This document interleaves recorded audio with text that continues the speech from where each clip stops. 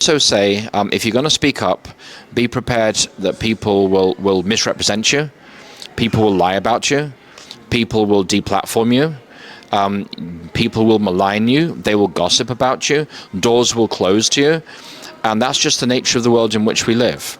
And lies make their way around the whole world before the truth gets out of bed in the morning. And so when you start standing up and speaking for truth or calls for reform, you need to understand that you're entering into a battle, and the first casualty of war is truth. Truth is not the question. When you're being cancelled or you're being shut down, this happens because those in power feel threatened by what you're saying.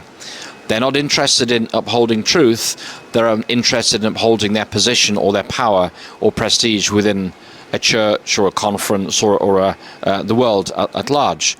And so when you start speaking up for truth, you need to understand that many people are not so much interested in seeking truth, but in preserving their position and their power and their privilege.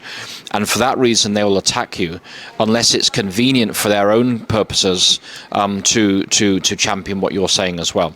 So there are many different layers to this kind of discussion. But I would say if the Holy Spirit convicts you to speak up about something, don't stifle the Holy Spirit.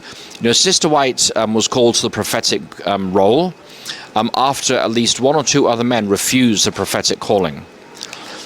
So God asked a young girl called Ellen G. White to fulfill a prophetic role.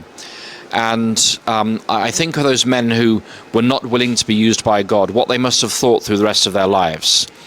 And so if God moves upon your heart to speak up about something, speak up, but do it in a prayerful manner and do it in a respectful manner, and appeal to what will encourage as many people to accept the change as possible, and accept that when you enter into the battlefield, truth is no longer the issue, power is. And those in power will shut you down unless what you're calling for suits their own agendas.